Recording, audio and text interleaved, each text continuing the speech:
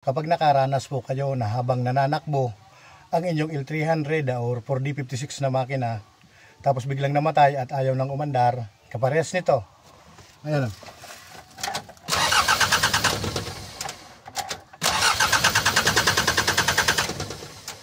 Puro lang redondo at ayaw umandar. I-check po natin yung kanyang shut-off valve. Dito sa kanyang shut-off valve, ayan, andito ang shut-off valve sa rotor head ng injection pump.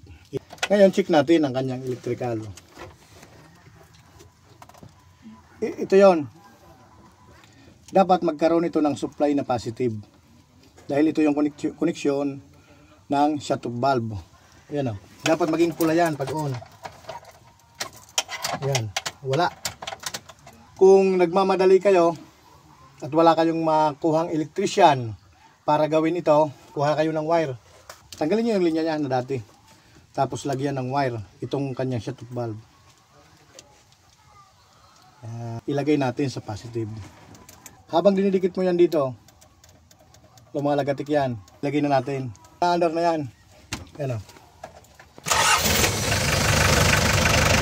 Yun nga lang, hindi ito mamamatay sa susi. Ayan o.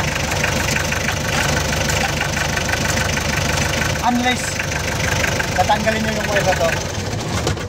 Ganun lang po pag emergency na wala kayong mapuntahan na electrician.